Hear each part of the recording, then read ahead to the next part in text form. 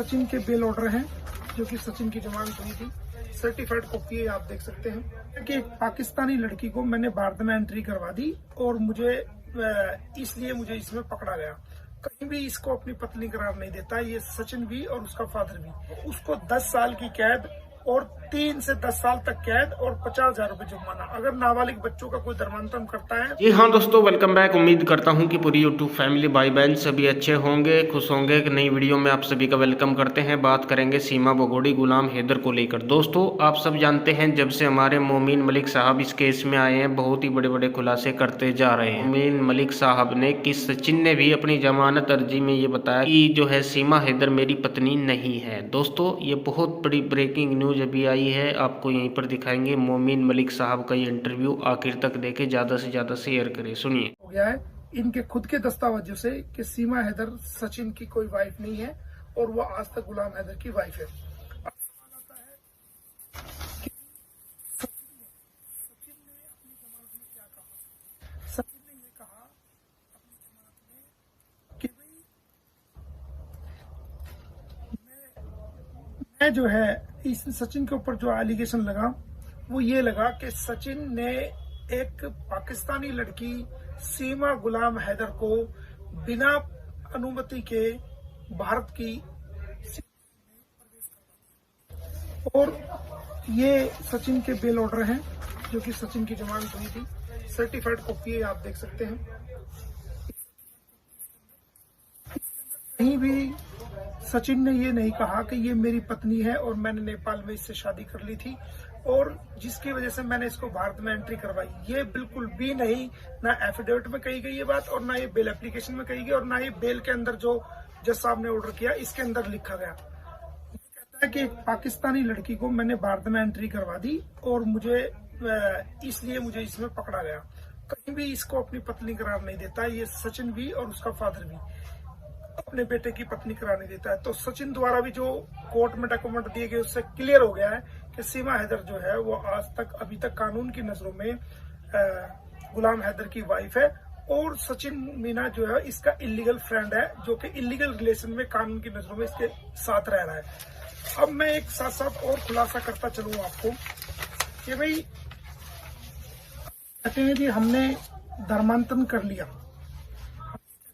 अपने धर्म को परिवर्तन कर लिया और हम सीमा कहती है कि मैं मुसलमान से और मैं सनातन धर्म में चली गई। देखिए सनातन धर्म तो एक बहुत ही अच्छा मजहब है, एक बहुत अच्छा धर्म है। सनातन धर्म हमेशा बुराइयों की तरफ से बचाता है और अच्छाई की तरफ ले जाते हैं। हमारी माए बहनें सनातन धर्म में है वो हमेशा पतिव्रता रहती है और एक पति के रहते हुए कभी भी दूसरे की अपनी मांग में दूसरे के नाम का सिंदूर नहीं लगाती जब तक उसके पति की मृत्यु ना हो जाए या उससे तलाक ना हो जाए और वो दूसरी शादी ना कर ले। अब कानून क्या कहता है? कानून उत्तर प्रदेश में सरकार, योगी सरकार ने एक कानून लेके आए हैं धर्मांतरण के मामले में जिसका नाम है उत्तर प्रदेश गैर कानूनी धर्म परिवर्तन निषेध अधिनियम 2021। उस कानून के तहत अगर महिलाओं का, SC/ST के बच्चों का और नाबालिगों का धर्म परिवर्तन किया जाता है तो उसको 10 साल की कैद होगी। जबरदस्ती किया जाए, ब्रेन वॉश करके किया जाए, गुमराह करके किया जाए, प्रलोभन देके किया जाए या उसको डरा धमका के या हालात में उसको मजबूर करके किया जाए तो उसको 10 साल की कैद और 3 से 10 साल तक कैद और 50,000 रुपए जुर्माना। अगर नाबालिग बच्चों का कोई धर्मांतरण करता है, उसका धर्म परिवर्तन करता है तो 10 साल की कैद। अब आप कहेंगे कि भाई इसमें क्या क्या सेक्शन लगेगी, अगर कोई धर्मांतरण करता है क्या क्या सेक्शन लगेगी। तो इसमें आईपीसी की सेक्शन 504, 506 आईपीसी और उत्तर प्रदेश विधि विरुद्ध धर्म परिवर्तन अधिनियम 2020 की धारा 3 और धारा 5 में जो है वो उसके खिलाफ कार्रवाई की जाएगी और धर्मांतरण करवाने वाले व्यक्ति को 15,000 रुपए जुर्माना अलग से जो किया जाएगा और 5 साल तक की कैद। और अगर कोई महिलाओं का या बच्चों का धर्मांतरण कराता है उसको 3 से 10 साल तक की कैद और उसको उसके लिए 50,000 रुपए का जुर्माने का प्रोविजन है। अब ये अधिनियम उत्तर प्रदेश में लागू है। अब बात करते हैं कि भाई हरियाणा के अंदर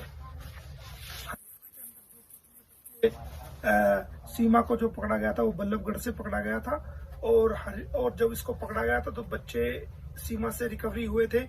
अब हरियाणा में विधि विरुद्ध धर्म परिवर्तन निवारण अधिनियम 2022 क्या कहता है? हरियाणा सरकार ने भी एक कानून बनाया जिसका नाम है हरियाणा विधि विरुद्ध धर्म परिवर्तन निवारण अधिनियम 2022। ये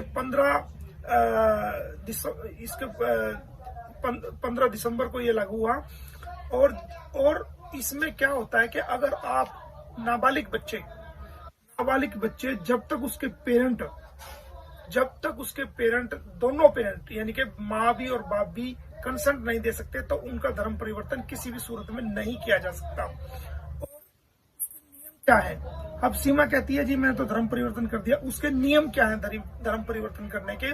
उसके नियम ये हैं कि आप अगर कोई भी भारत का नागरिक अगर धर्म परिवर्तन करेगा तो 60 दिन पहले अपने इलाके के डीएम को, डीसी को, जो उसके इलाके का डीएम है, एक प्रार्थना पत्र देगा और फॉर्म ए उसको देगा। और उसके बाद फॉर्म ए में वो खुद डिक्लेरेशन करेगा उसको, और फॉर्म बी उसमें डिक्लेरेशन करेगा कि मैंने ये धर्म परिवर्तन कर लिया है। और उसके 15 दिन के अंदर अंदर जो डीएम साहब है वो उसके नोटिस पर, ए फॉर्म पर, बी फॉर्म पर के अंदर एक जो है ना पब्लिकेशन कराएंगे, एक घोषणा कराएंगे कि भाई इस व्यक्ति ने धर्म परिवर्तन के लिए आवेदन किया है। अगर किसी व्यक्ति को ऐतराज हो तो वो आके 30 दिन के अंदर अंदर मिले। लेकिन कोई एप्लीकेशन और कोई कानूनी प्रक्रिया सीमा द्वारा नहीं अपनाई गई है। और जब ये धर्म परिवर्तन जो लागू होता है वो उस व्यक्ति पर लागू होता है जो कि वीजा लेके भारत में आए। जो इलीगल एंट्री करे वो तो कानूनी रूप से भी धर्म परिवर्तन भी नहीं कर सकता। और नाबालिग बच्चों को तो उसके बायोलॉजिकल फादर के बगैर किसी सूरत में भी धर्म परिवर्तन नहीं किया जा सकता। और इस मामले में सबसे पहली एफआईआर जो है वो एसजीएम नगर थाना फरीदाबाद में 8 जून 2022 को हुई थी, जिसके अंदर 3 साल से 10 साल तक का प्रोविजन है। इस हरियाणा में ये दर्ज हुई थी। और उत्तर प्रदेश के अंदर जो धर्म परिवर्तन के मामलों में एफआईआर हुई 2 साल के अंदर, मैं आपको बता दूं 427 एफआईआर दर्ज हो चुकी है और 833 गिरफ्तारियां हुई हैं जिन लोगों ने नाजायज रूप से धर्म परिवर्तन की कोशिश की थी। तो मेरा कहने का तात्पर्य यह है कि आज आपके सामने बात रखी कि नेत्रपाल ने भी अपने एफिडेविट में, बेल एप्लीकेशन में सीमा को अपने बेटे की बहू नहीं माना है और ये कहा है कि भाई मैं इसका पैरोकार हूं और मैं ये उसको अपनी बेटे की बहू नहीं माना। सचिन ने भी कहीं भी सीमा हैदर को अपनी बीवी अपनी बेल एप्लीकेशन में या अपने एफिडेविट में या किसी भी अकाउंट में जो कोर्ट में जमा है आज तक उसको अपनी बीवी नहीं माना है। और जो धर्म परिवर्तन का मामला है उसमें किसी प्रकार की भी कानूनी प्रक्रिया को नहीं अपनाया गया है। मेरा आपके सामने बयान देने का मकसद ये है कि आपको सही कानूनी जानकारी मिले। और इतने टाइम से जो भारत के लोगों को, बल्कि पूरी दुनिया के लोगों को गुमराह किया जा रहा था, सीमा द्वारा जो गुमराह किया जा रहा था, सचिन द्वारा, नेत्रपाल द्वारा और उनके भाई द्वारा जो गुमराह किया जा रहा था, उससे देश जो है वो देख रहा था कि क्या हो रहा है। अब जो कानूनी बातें हैं, जो अवेलेबल रिकॉर्ड है, कोर्ट का रिकॉर्ड है, उसके मुताबिक सारी चीजें आपके सामने आ गई हैं। और ये अब आप फैसला करोगे कि सीमा गुलाम हैदर की वाइफ है या नहीं है, इनका धर्म परिवर्तन हुआ है नहीं हुआ है।